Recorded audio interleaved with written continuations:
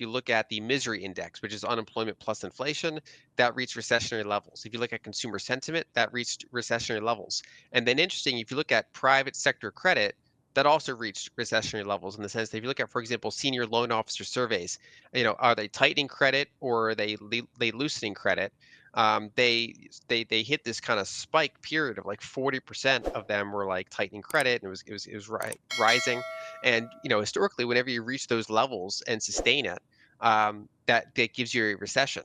In a recent interview on Crypto Banter with Lyn Alden, 3 key topics were discussed: the impact of Federal Reserve rate cuts on Bitcoin's future, signs of an impending recession, and how economic shifts are affecting the strength of the US dollar relative to other currencies. At the time of the conversation, Bitcoin was trading around $61,000, showing a 1% decrease in the past 24 hours and a 2% drop over the past week. As the 2024 US election approaches, with regulators like Gary Gensler in the spotlight, the crypto market is poised for significant changes. These discussions highlighted how macroeconomic factors and regulatory scrutiny could shape the future landscape of cryptocurrencies. Stop. You don't have time. Don't miss out this 2025 bull run. Educate yourself first ahead of the crowd. We have created the ultimate step-by-step crypto cheat guide that will guide you this bull run. Unlock the secrets of crypto and make smarter investments today.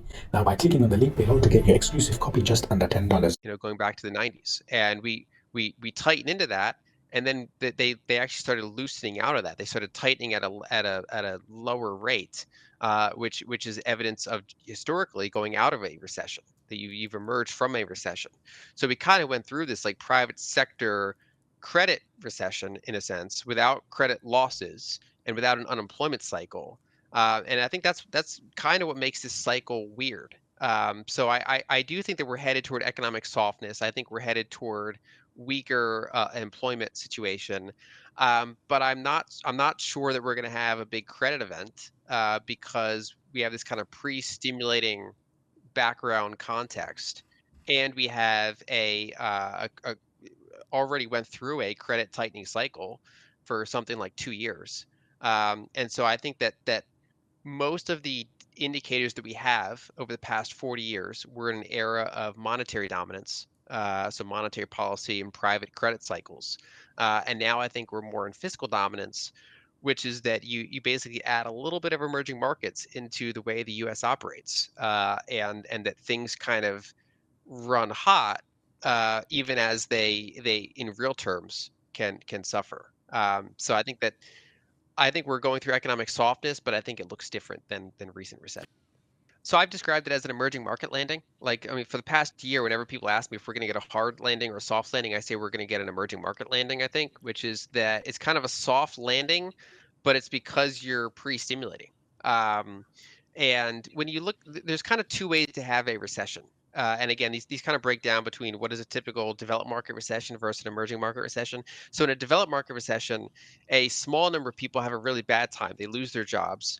Most people are unaffected, and they're just nervous about job losses, or maybe they get a smaller raise that year. So it's like that the pain is kind of more localized. And then the other way to do it is that everybody gets a pay cut, or most people get a pay cut in real terms, and that's what you generally see in emerging markets. Like when I spent I spend every summer in Egypt, for example, and people there are worse off than they were 2 years ago.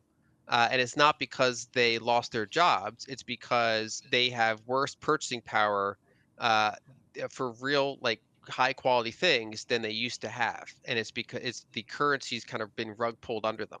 And I think that people have kind of gone through that in the US to a lower degree in the past few years, which is that a lot of people are mildly worse off, rather than a handful of people losing their jobs and going through that cycle. So I think that basically there's different levers you can pull that affect what a recession looks like, even though you can't affect necessarily the real impact of are more people better or worse off. I think we've kind of spread out the pain through that debasement. Yeah, so my meme there is about the structural deficits that are going to continue for quite a while in the United States, with very little probability that it would change within any sort of investable time horizon. Um, and people, when the private sector runs into a credit event or a solvency event, it's disinflationary. It's death by ice. Whereas when a sovereign runs into a solvency event, it's generally death by fire. And especially in the US's case, I think it's a really long runway for how that plays out, because basically they can control the denominator. They can, if kind of like how we saw in the UK when their bond market had a problem, they could go to temporary QE to put out the fire, and then when they put out the fire, they go back to not doing QE anymore. And I think that we're going to see a similar thing in the US, which is that if the bond market's fine, it just kind of keeps going. If it runs into an issue, they can deal with it like they dealt with it in 2019 and 2020 and elsewhere. And I think that this is a background reality that exists in markets now. This kind of structural 7% of GDP deficits, very high nominal growing deficits in a world where interest expense exceeds U.S. military spending. And that this is a background phenomenon now. When you look at emerging markets, it's obviously more extreme context, but generally speaking, when they run into issues, their assets prices stay elevated more than you think in local currency terms. They don't do well in gold terms, they don't do well in dollar terms, but they generally have a bid in local currency terms just because the denominator itself is what's weak. And I think that developed markets are kind of going through a lighter version of that, a less extreme version of that, which is that things stay more bid than people think, largely because the denominator is what's going Well, down gradually over time. As we just heard, Lyn Alden discussed the potential impact of Fed rate cuts on the Bitcoin market. Now, let's explore her insights on the signs of an impending recession and the economic softness already beginning to show. Alden also explains how the US dollar's value compares to other global currencies, which in turn affects risk assets like Bitcoin. Let's listen to what Lyn Alden has to say. There are some countries that have kind of structural current account surpluses, and that they generally have the option of having their currency appreciate versus the dollar. They generally choose not to. They, like the Switzerlands of the world, keep their currency suppressed to try to avoid their currencies appreciating versus the dollar. But yeah, the majority of currencies are kind of in a structural loss. When you go down from 9% to 3%, inflation as officially measured, and as you see unemployment go from 3.4% to 4.2% as officially measured, their balance of risks has changed toward that employment side. And they view themselves as basically wanting to get back toward a more neutral policy, if not eventually a more dovish policy. Yeah, I think the rate that they're gonna cut is dependent on how fast some of this deteriorates. If it holds on stronger than people expect, I think they'll go with these 25 basis point cuts. If we get some sort of dislocations, they'll go with these bigger rate cuts. That's how they've always behaved. One of the kind of unusual aspects of this cycle is that large fiscal component. It's unusual to run 7% GDP deficits before a recession even begins. You're kind of pre-stimulating. And so what we've actually seen in the markets, if you look at 2022, um, a lot of signs of recession are there despite not being an unemployment cycle. So, for example, I would point out that money supply bottomed in 2023 and has been slowly grinding up, partially because we have kind of the Treasury offsetting the Fed. Active Treasury issuance is how some economists like Nouriel Roubini have described it.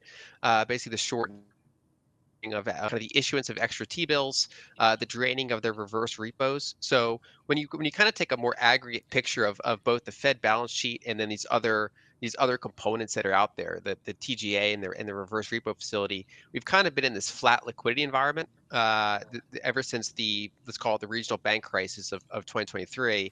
That was kind of a pain point.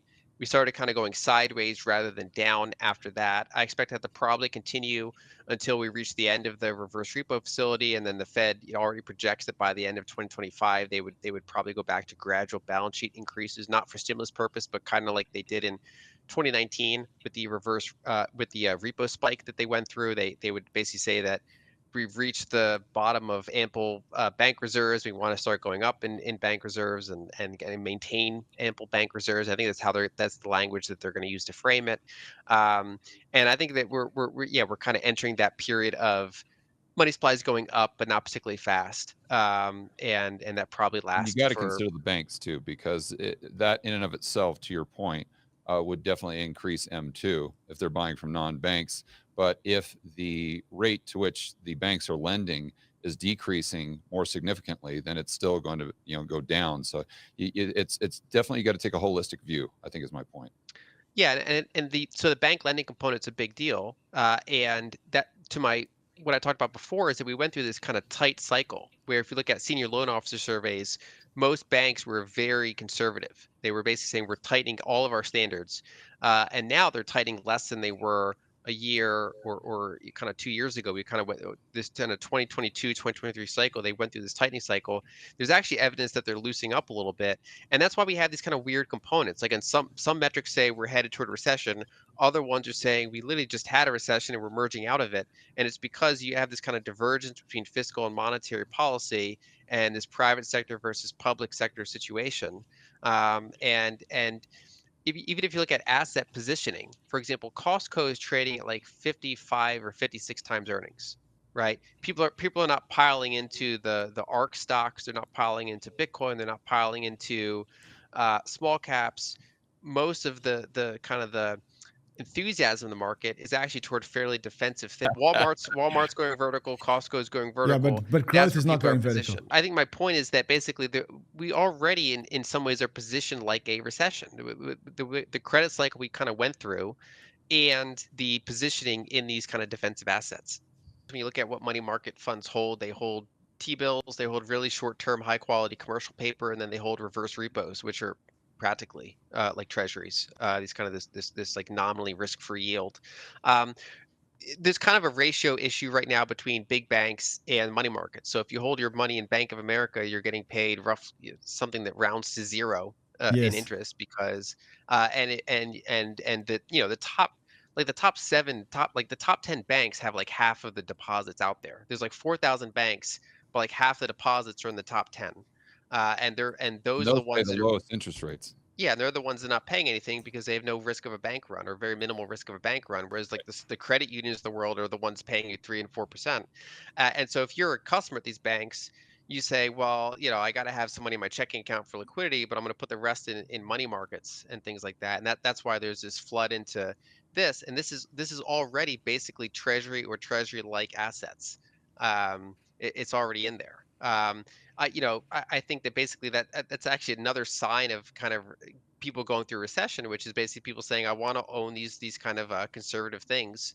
Um, I think that what happens when rates go down is probably that modulates a bit, which is that you have a smaller delta between what Bank of America pays you and what money markets pay you, and some of that can drain back into the Bank of Americas of the world, or at least there's fewer people clamoring to get out of the Bank of Americas into these money markets, and so you get a little bit of a reabsorption, I think, into banks. Lyn Alden shared valuable insights on how upcoming rate cuts, a potential recession, and a stronger dollar could shape Bitcoin's future. Now, we'd love to hear your thoughts. Do you believe Bitcoin will benefit from Fed rate cuts? How do you think the strength of the US dollar will impact crypto investments? For more Daily Dose Crypto news, check out these 2 awesome videos on your screen. Click now and we will see you on the next video.